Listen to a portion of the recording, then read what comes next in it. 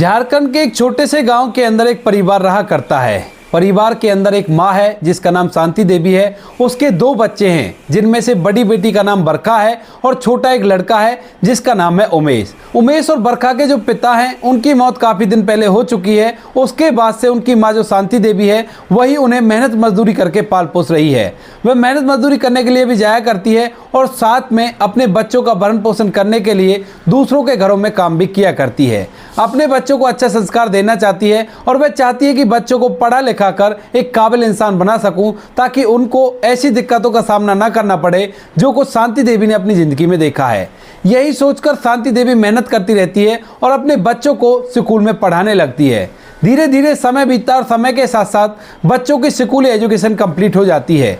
जैसे बेटी की 12वीं क्लास कंप्लीट होती है तो उसके बाद जो शांति देवी होती है उसके लिए इधर उधर रिश्ता ढूंढने लगती है और सोचती है कि बेटी की शादी करा देती हूँ, फिर उसके बाद बेटा रह जाएगा और बेटे के साथ अपने जीवन को आराम से व्यतीत कर लूँगी।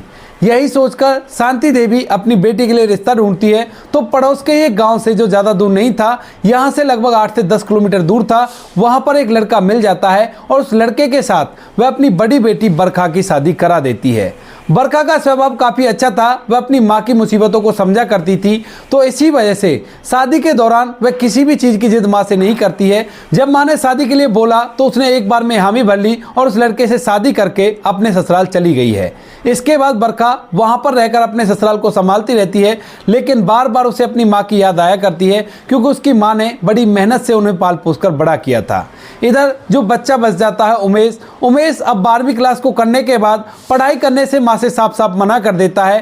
कहता है कि माँ पढ़ाई लिखाई मेरे दिमाग में नहीं बैठती है, अब मैं कोई ना कोई छोटा मोटा रोजगार करूंगा और रोजगार करके अपनी आगे की जिंदगी को व्यतीत करूंगा। माँ जब इस बात को सुनती है तो पहले तो उसे बहुत बुरा लगता है क्योंकि वह अपने बच्चे को पढ़ा लिखा कर एक अच्छा इंसान बनाना चाहती है, लेकिन बेटा ने 12वीं क्लास करने के बाद पढ़ाई लिखाई से मना कर दिया है। लेकिन इकलौता बेटा था और बेटे की बात माँ को माननी पड़ती है और शांति देवी कहती है कि ठीक है बेटा, जैसा तुझे ठीक लगे वैसा तू कर सकता है। इसके बाद जो बेटा होता है मार्केट के अंदर छोटे मोटे धंधे करने लगता है और उन धंधों को करके थोड़ा बहुत पैसा कमाने लगता है। जब बेटा पैसा कमाने लगता है तो माँ सोचने लगती है कि बेटे ने पढ़ाई लिखाई भी कर ली है और अपना रोजगार जमा लिया है, तो क्यों ना अब इसकी शादी करा दी जाए और शादी होने के बाद ये अपनी गृहस्थी को संभालेगा और मैं सभी जिम्मेवारियों से फारिग हो जाऊंगी।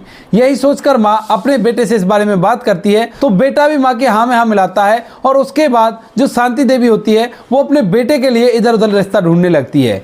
ढूंढते ढूंढते उसे एक लड़की मिल भी जाती है और उस लड़की से वह अपने बेटे की शादी करा देती है। दोनों बच्चों की शादी हो गई थी और इसके बाद शांति देवी अपने आप को जिम्मेवारियों से फारिग समझती है और अपने बेटे के साथ रहकर अपना समय व्यतीत करने लगती है। धीरे धीरे समय बीतता है और समय के साथ साथ जो शांति देवी है वो काफ़ी ज़्यादा बुजुर्ग हो जाती है और उसके बाद घर का पूरा लेखा जोखा अब बेटा देखा करता है जिसका नाम उमेश है और उसकी पत्नी घर का पूरा काम देखा करती है। शांति देवी ने अपने बच्चों की परवरिश के लिए अपनी बीमारियों तक का भी इलाज नहीं कराया था, तो इसी वजह से वह कम उम्र में ज़्यादा बुजुर्ग हो चली थी और इसके साथ साथ उसे बीमारियों ने भी घेर लिया था।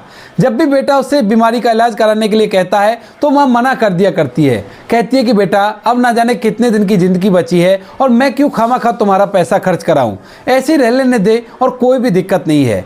बेटा बार बार माँ से कहा करता है लेकिन माँ उससे अपना इलाज कराने से मना कर दिया करती है। धीरे धीरे कुछ समय और बीतता है और समय के साथ साथ जो शांति देवी की बेटी बरखा है वह भी उससे मिलने के लिए आया करती है। लेकिन वो कहते हैं ना कि शादी के बाद जैसे ही दिन बीतते हैं तो बेटी का मायके आना जाना बहुत ही कम हो जाता है। इसी तरह से अब लगभग बरखा की शादी को 10 से 12 साल बीत गए थे और 12 साल बाद कुछ ऐसा हो जाता है, जो बरखा होती है वह भी अपने घर परिवार को चलाने में व्यस्त हो जाती है और वह अपने घर से अपनी माँ से मिलने के लिए लगभग 2-2 साल के अंदर आया करती है। वो भी कभी कभार आ गई तो आ गई, वरना ऐसे समय बीतता रहता है। इधर जो माँ होती है उसकी तबीयत और भी ज्यादा खराब रहने लगती है और वह एकदम से खाट में टिक जाती है। उसके चलना फिरना ज्यादा बस की नहीं था, बस जैसे तैसे करके सोच के लिए चली जाया करती और बेटे ने घर के अंदर ही उसके लिए टॉयलेट बनवा रखी थी। धीरे धीरे बेटा बड़ा हो रहा था, लेकिन वही जो माँ थी वो बुजुर्ग होती जा रही थी और बेटा भी अपने परिवार में व्यस्त होने लगा था। उसको भी 2 बच्चे हो गए थे और उसकी पत्नी घर के अंदर हुक्म चलाया करती थी और माँ को एक कोना मिल गया था जिस कोने में बैठकर वो अपनी अपनी जिंदगी को पूरा होने की राह देख रही थी। खाना तो उसे टाइम पर मिल जाया करता था, लेकिन उसको वहां पर होते हुए भी पूरा परिवार नजरअंदाज किया करता था।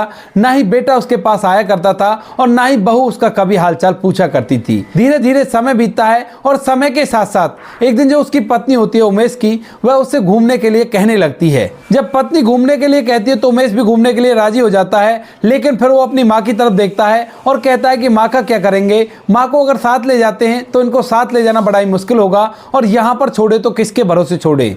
तो जो पत्नी होती है वो कहती है कि कोई बात नहीं, ऐसा करते हैं, माँ के लिए यहीं पर खाना बनाकर रख देते हैं और 2-3 दिन की तो बात है, 2-3 दिन में हम वापस आ जाएंगे, माँ खाना खा लेगी और घर के अंदर आराम से रह लेगी। यही बात सोचकर जो बेटा होता है वह भी इस बात के लिए एग्री हो जाता है और उमेश जो होता है अपनी बूढ़ी माँ को अपने घर में छोड़कर अपने बीवी बच्चों के साथ वहां से घूमने के लिए निकल जाता है और घर का बाहर से ताला लगा गया था। उसकी पत्नी ने 3 दिन का खाना बनाकर माँ के लिए रख दिया था और कह दिया था कि माँ इसमें से खाना खा लेना, हम लोग बाहर जा रहे हैं और 3 दिन बाद लौटेंगे। उसके बाद जो माँ शांति देवी होती है वह घर के अंदर रहने लगती है, लेकिन उसे इस बात को सोच सोचकर काफी ज्यादा रोना आता है कि जिस बच्चे के लिए उसने दूसरी शादी तक नहीं की, उस बच्चे ने आज उसे ऐसे घर के अंदर बंद कर दिया है जैसे किसी पशु को बंद किया करते हैं। एक साथ में खाना बनाकर रख दिया है कि खाना हो तो खा लेना वरना कोई बात नहीं है। यह बात उसे अंदर से तोड़ देती है, लेकिन फिर भी वो जैसे तैसे करके अपने 3 दिन का समय वहां पर बिताती है। जो खाना रखा हुआ था उस बासे खाने को खाती रहती है और 3 दिन धीरे धीरे कंप्लीट हो जाते हैं। इधर जो उसका बेटा उमेश था और उसकी पत्नी और उसके बच्चे थे, जहां पर वह घूमने के लिए गए थे, वहां पर उमेश की पत्नी उसे 2 दिन रुकने के लिए और कहने लगती है। तो उमेश कहता है कि माँ भी तो घर पर अकेली है और उसका खाना भी खत्म हो गया होगा। लेकिन तभी जो पत्नी होती है वह घूमने के लालच में कहने लगती है कि कोई बात नहीं, मैं माँ के लिए एक्स्ट्रा खाना रखकर आई थी, 4 दिन तो वो चली जाएगा और 5वें दिन हम वहां पर पहुंच ही जाएंगे। इस बात को सुनकर जो उमेश होता है वह भी अपनी पत्नी की बात मानने के लिए तैयार हो जाता है। माँ घर के अंदर 3 दिन का खाना खा चुकी थी, लेकिन उसके बाद उसके पास खाना नहीं था। इसके बाद जो माँ होती है 4थे दिन अपने बच्चों की राह देखती है कि बच्चे आएंगे और उसे खाना खाने के लिए देंगे, लेकिन बच्चे 4थे दिन तक भी नहीं आते हैं। रात हो जाती है और रात के समय माँ को बहुत ही जोर से भूख लग रही थी, क्योंकि सुबह से उसने कुछ भी नहीं खाया था और बुढ़ापे की हालत में उससे भूख बिल्कुल भी बर्दाश्त नहीं हो रही थी। लेकिन फिर भी माँ जैसे तैसे करके थोड़ा बहुत पानी पीती है और पानी पीने के बाद उसी घर के अंदर बनी रहती है। रात को तो जैसे तैसे उसने निकाल लिया था, लेकिन सुबह के जैसे 4 बजते हैं तो अब यह भूख उसकी बर्दाश्त से बाहर हो जाती है और इसके बाद वह वहां पर चली जाती है जहां पर बर्तन रखे हुए थे। दरअसल किचन का तो वो लोग ताला लगाकर गए थे, लेकिन बाहर एक कोने में कुछ बर्तन रखे हुए थे। तो जो शांति देवी होती है उन बर्तनों को टटोलने लगती है कि हो सकता है इनके अंदर मुझे कुछ खाने के लिए मिल जाए। यही सोचकर जो शांति देवी होती है उन बर्तनों को टटोलने लगती है सुबह के 4 बजे। और सुबह 4 बजे पड़ोस की एक महिला उस घर के साइड में से निकलती है और उसको उन बर्तनों को टटोलने की आवाज आ जाती है। जैसे वो इस आवाज को सुनती है तो उसके दिमाग में बहुत सारे सवाल आने लगते हैं। वह सोचती है कि ये घर तो पिछले कई दिनों से बंद है, इसके अंदर बर्तनों को कौन बजा रहा है, हो सकता है कोई बिल्ली वगैरह हो। लेकिन जब लगातार बर्तन बजते रहते हैं तो उसे आभास होता है कि हो ना हो इस घर के अंदर कोई ना कोई आदमी है और कोई इस घर के अंदर चोरी के इरादे से घुसा है। यह सोचकर जो पड़ोस की महिला होती है वो वहां के कुछ लोगों को और इकट्ठा करती है और इस आवाज को सभी को सुनाती है। आवाज लगातार आ रही थी और घर को जब चारों तरफ से देखा जाता है तो घर के अंदर घुसने का कोई भी रास्ता नहीं था। यह देखकर पूरे गांव वाले जो भी वहां पर खड़े हुए थे वह पूरी तरह से हैरान हो जाते हैं और तभी उनमें से एक व्यक्ति एकदम से आवाज लगाता है और पूछता कि कौन है घर के अंदर। तो यह आवाज शांति देवी को सुनाई दे जाती है और उसके बाद वो चुपचाप से वापस जाकर अपने बिस्तर पर बैठ जाती है। भूख तो उसे बहुत लगी थी, लेकिन वो आवाज इसलिए नहीं करना चाहती थी ताकि उसके बेटे के बारे में सभी लोगों को ना पता चल जाए और लोग उस पर थू थू ना करने लगे। अभी तक भी बुढ़ापे में भी वह अपने बेटे से प्यार किया करती है, जबकि बेटे ने उसके साथ बहुत ही गलत किया था। इसके बाद जो पड़ोसी होते हैं जैसी बर्तनों की आवाज बंद होती है तो उन्हें पक्की तरह से श्योर हो जाता है कि कोई ना कोई इस घर के अंदर है और आवाज को सुनने के बाद उसने आवाज करना बंद कर दिया है ताकि कोई लोग ये चीज समझ ना सकें कि कोई बाहर से उन्हें सुन रहा है। इसके बाद सभी लोग मिलकर आपस में बातें करने लगते हैं और ताले को देखकर पहले तो तोड़ने की सोचते हैं, लेकिन तभी एक व्यक्ति कहता है कि नहीं भाई, दूसरे के घर का ताला है, इस तरह से मत तोड़ो, उसको फोन कर लो, उसको यहाँ पर बुला लो। इसके बाद पड़ोस का ही एक व्यक्ति जिसके पास उमेश का नंबर था वह उमेश के नंबर पर फोन मिलाता है, लेकिन जो उमेश का नंबर होता है वह स्विच ऑफ जा रहा था, क्योंकि जहां पर वह घूमने के लिए गए थे वहां पर उनका फोन चार्ज नहीं हो पाता है। फिलहाल उनका फोन स्विच ऑफ था। तो इसके बाद गांव वाले फिर से इस बारे में बात करते हैं और फिर से एक व्यक्ति ताला तोड़ने के लिए कहता है, लेकिन तभी वही व्यक्ति जिसने पहले ताला तोड़ने से मना किया था वह कहने लगता है कि नहीं भाई, इससे अच्छा तो तुम लोग पुलिस बुला लो, या फिर इनकी एक बेटी भी तो थी जिसकी शांति देवी ने शादी कर दी थी, उसको बुला लो, वो आकर देख लेगी और उसके सामने हम ताला तोड़कर घर में घुस जाएंगे। इस बात को सुनकर सभी लोग इस बात के लिए एग्री हो जाते हैं। तो शांति देवी की जो बेटी होती है उसका नंबर निकाला जाता है और उसको फोन मिलाया जाता है। और जैसी बहन इस बात को सुनती है कि भाई के घर पे ताला लगा हुआ है और अंदर से कुछ आवाजें आ रही हैं, तो उसका दिल घबराने लगता है, क्योंकि वह अपने भाई और अपने माँ से बहुत ज्यादा प्यार किया करती थी। उसके भाई ने उसे यह भी नहीं बताया था कि मैं घूमने के लिए जा रहा हूं, और यह बात उसको अंदर ही अंदर दुखी करने लगती है। वह सोचती है कि जब पिछले 3 दिन से भाई और पूरा परिवार गायब है तो वो लोग कहां गए होंगे, और इसी डर के कारण वह भागी दौड़ी वहां से फौरन अपने पति के साथ सीधा अपने मायके पहुंच जाती है और वहां पर लोगों का जमावड़ा घर के सामने देखती है। वह घर की तरफ बढ़ तो रही थी, लेकिन उसके दिमाग में ढेर सारी बातें चल रही थी, क्योंकि न्यूज के अंदर उसने बहुत सारी ऐसी बातें सुन रखी थी कि पूरा परिवार घर के अंदर इस हालत में मिला, बाहर से ताला लगा हुआ था। ये सभी बातें सोचते हुए वह पूरी तरह से घबरा जाती है और धीरे धीरे उन लोगों के पास पहुंच जाती है। वो लोग उसको बताते हैं कि देखो, आपके भाई के घर से आवाजें आ रही हैं और लगता है इस घर के अंदर कोई चोर है।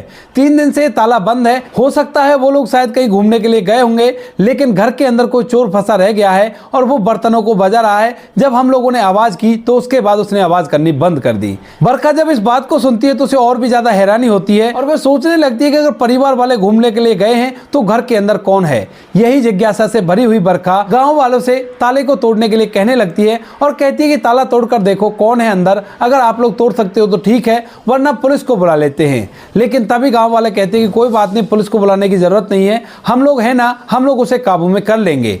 यही सोचकर जो गांव वाले होते हैं वो ताला तोड़ देते हैं, और ताला तोड़ने के बाद जैसे दरवाजा खुलता है और घर के अंदर जैसे एक गांव वाला हाथ में लाठी लेकर घुसता है, तो अंदर का माहौल देखकर पूरी तरह से हैरान और भौचक्का सा रह जाता है। इसके बाद वह बाहर आता है और बाहर आने के बाद जो बरखा होती है उसे घर के अंदर भेजता है। बरखा पड़ोस की उस महिला के साथ जिसने पहली बार आवाज सुनी थी उसके साथ घर के अंदर जाती है, तो घर के अंदर देखती है कि उसकी माँ बिस्तर पर बैठी हुई है और पॉलीथीन को चबा रही है ज्यादा भूख लगने के कारण।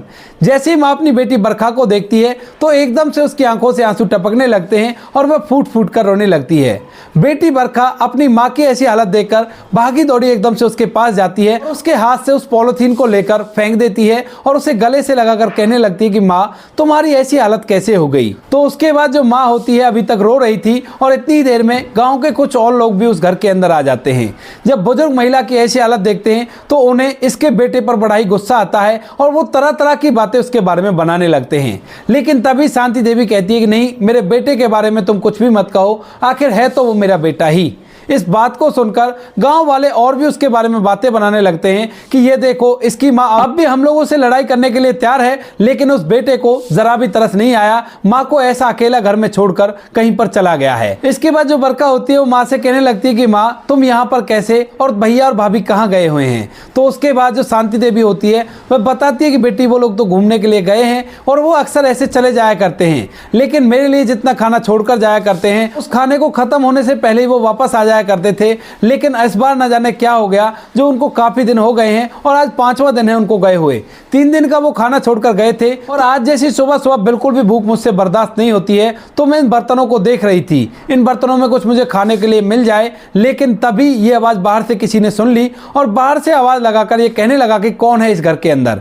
मैंने सोचा कि मेरे बेटे की बदनामी हो जाएगी, तो इसी वजह से मैं चुपचाप अपने बिस्तर पर बैठ गई और बैठने के बाद जो भूख है वो मुझे बहुत ज्यादा परेशान करने लगी। इसी वजह से मैं पॉलीथीन को उठाकर चबाने लगी, शायद थोड़ा बहुत मेरा पेट भर जाएगा और उसके बाद मुझे भूख नहीं लगेगी। यह बात सुनते ही बरखा फूट फूट कर रोने लगती है और वहां पर जो अड़ोसी पड़ोसी और गांव वाले खड़े हुए थे वह लोग भी इस बात को सुनकर पूरी तरह से हैरान हो जाते हैं कि एक माँ अपने ऐसे बेटे से भी इतनी उम्मीद लगा कर रखती है जो उन्हें अकेला घर के अंदर छोड़कर घूमने के लिए चला गया, और उसके बावजूद भी वो बदनाम ना हो जाए इसी वजह से चुपचाप घर के अंदर बैठकर पॉलीथीन को चबा रही थी। इसके बाद जो बरखा होती है वो माँ से पूछने लगती है कि माँ, अगर ऐसी बात थी तो तुम मुझे कभी इस बारे में खबर कर सकती थी। तो शांति देवी आंखों में आंसू ले आती हैं और कहने लगती है कि बेटी, अब तू बड़ी हो गई है ना, तेरा परिवार है और तू भी अपने परिवार के लिए ज़िंदगी जिया करती है, तो तुझे कैसे परेशान कर देती, जबकि बेटे का फर्ज होता है माँ की देखभाल करना, तो तुझे क्यों इस चीज़ के लिए मैं परेशान करती। वहीं पर जो शांति देवी का दामाद होता है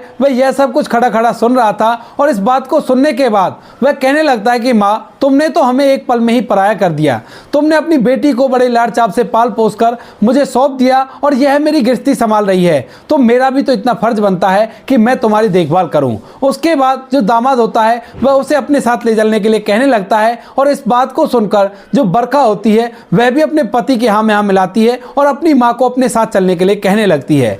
गाँव वाले भी इस बात के लिए एग्री थे कि जब बेटा अच्छे से देखभाल नहीं करता है तो बेटी के यहाँ जाने में कोई भी आपत्ति नहीं है। तो सभी लोगों के कहने के बाद जो शांति देवी होती है वह भी बेटी के साथ जाने का मन बना लेती हैं और उसके बाद बेटी और दामाद उसको अपने साथ लेकर वहां से अपने घर चले जाते हैं और अपने घर पर जो बरखा होती है अच्छी तरह से माँ की देखभाल करने लगती है।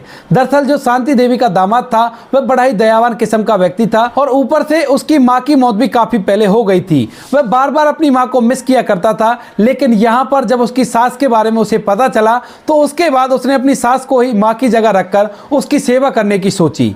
यहाँ पर रखकर वह उसकी अच्छे से सेवा करता है। इसके बाद जो उमेश होता है वह वहाँ से वापस लौटता है और आकर जब घर के अंदर देखता है कि माँ कहीं भी नहीं है तो वह पूरी तरह से हैरान हो जाता है। लेकिन तभी पड़ोसी जब ये देखते हैं कि उमेश वहाँ से वापस आ गया है तो उसको ताना मारने के लिए उसके घर पर आ जाते हैं और उसे बुरी खरी खोटी सुनाने लगते हैं। कहते हैं कि तुझ जैसा बेटा होने से तो बेटा ना होता तो ही बेटर था, क्योंकि उसने तुम्हें इतनी लाड़ चाव से पाल पोस कर बड़ा किया, दूसरों के घरों तक में काम किया ताकि तू पढ़ाई लिखाई कर सके और एक अच्छा इंसान बन सके, लेकिन तुझे तो उसकी कुर्बानी का बिल्कुल भी ज्ञात नहीं है। इसके बाद गांव का एक व्यक्ति और आता है और आकर उन्हें धक्काने लगता है। कहता है कि बेटा, जब तू छोटा था ना, जब तेरे पिता की मौत हुई थी तो उस दौरान गांव वालों ने भी उसको सलाह दी थी किसी से दूसरी शादी कर ले, लेकिन उसने दूसरी शादी का फैसला मन से निकाल दिया था और कहा था कि अगर मैं दूसरी शादी करूंगी तो मेरे बच्चों की जिंदगी बर्बाद हो जाएगी। उस माँ ने तुम्हारे लिए इतना किया, लेकिन तुम लोगों ने उसके साथ क्या किया। धिक्कार है तुम जैसे लोगों पर। ऐसा धिक्कारते हुए जो गांव के लोग हैं वो वहां से चले जाते हैं। इसके बाद जब दोनों पति पत्नी घर के अंदर बैठकर इन सभी बातों के बारे में सोचते हैं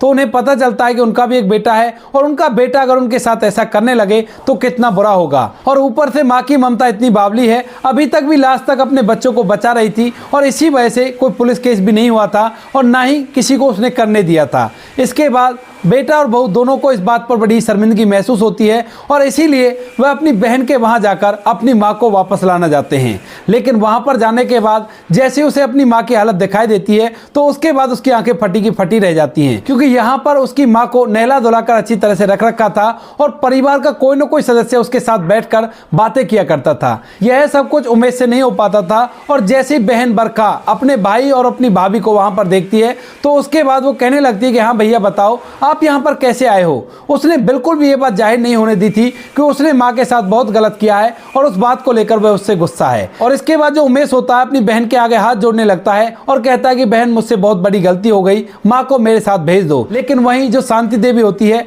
वह इस बात को सुन रही थी और वह एकदम से कहने लगती है कि नहीं बेटा, अब मैं तुम्हारे पास नहीं आऊंगी, तुम अपनी जिंदगी में आराम से व्यस्त रहो, कोई भी दिक्कत नहीं है, मैं यहाँ पर अच्छी तरह से बेटी के साथ ही अपना समय व्यतीत कर लूंगी, कोई भी दिक्कत नहीं है। मेरा जो दामाद है वो तुमसे भी बढ़कर मेरा ख्याल रखता है और यहाँ पर कोई ना कोई मेरे दुखों को बांटने के लिए तो है। वहाँ पर तो मैं अकेली कोने के अंदर पड़ी रहा करती थी।